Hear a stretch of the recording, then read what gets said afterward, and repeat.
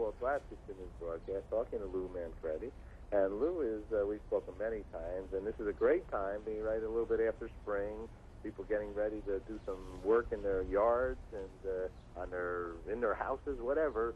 But they're going to, and Lou, I think there's some ways to do all this kind of stuff at a reasonable cost and a big happiness to tie on with it as well. Yeah, it's great to get outside and get your hands dirty a little bit. And Ace Hardware just conducted a study recently of 1,000 people, and we asked them a bunch of different questions about outdoor projects, and over half of them said that they're going to tackle about 5 to 10 outdoor projects. They want to get their lawns looking better. They're going to spend about $1,000 on everything, they said.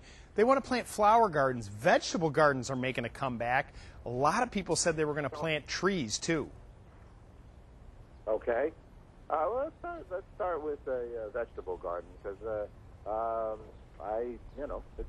you grow your own. Right. No, absolutely. It's an friendly way to go, right? No, it is. And, the thing is, I grew up with a vegetable garden. I can remember my mother, who always had fresh vegetables. She'd go out and cut the lettuce, and you can buy all these seeds. It's a little early right now. You probably need a couple more weeks before you can get a lot of stuff in the ground. But lettuces can certainly start there.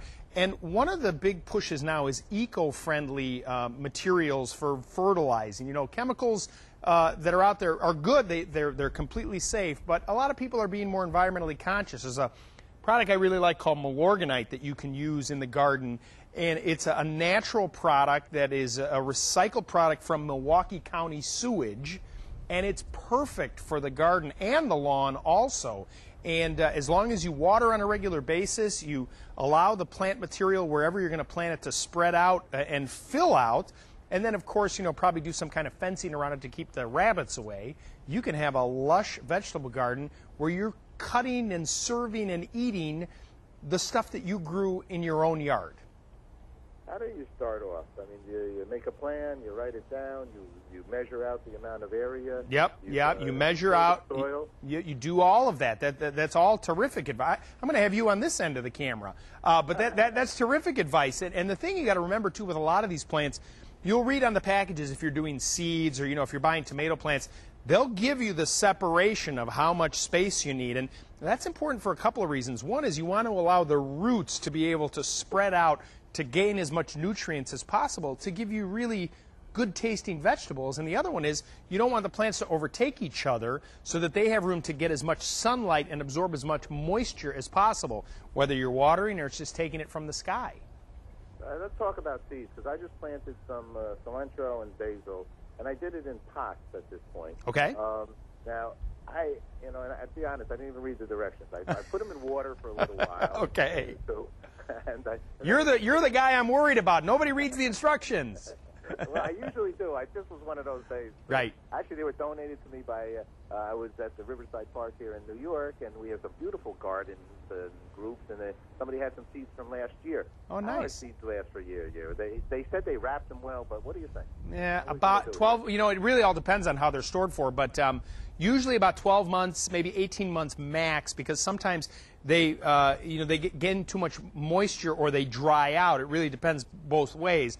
It can be problematic. But now, are you seeing any kind of sprouts in these pots yet or no? I just did this 2 days ago. Okay, so it's probably going to take, if they're coming from a seed, it's probably going to take about 12 to 15 days before you see a little sprout, which works out well. Is your ultimate goal then to transfer it to a garden? No. You're going to leave it in the pots. All right, well then leave it in the pots, keep it in the window, keep it moist, use some organic soil in there and a little bit of fertilizer, keep it watered, and it's going to come up. And, orient it so it gets a fair amount of sunshine. But keep in mind, if you've got it in a window, it can really heat up if the sun hits it, and so you don't want the soil to dry out. So it's very important that you keep it moist, and before you know it, you got fresh cilantro in your own kitchen. Lou, I want to put you, we have a show, I don't know if you know, but we have a show called The Water Hour. And we've done 34 hours. We helped create the United Nations International Decade of Water. Wow. And it's all about environment and so on. Next time you're in New York, I'm going to set that up. I would love to do it. That's terrific. Thank you. What else should we know here now? What's really a big trend now is how people are cutting their lawns.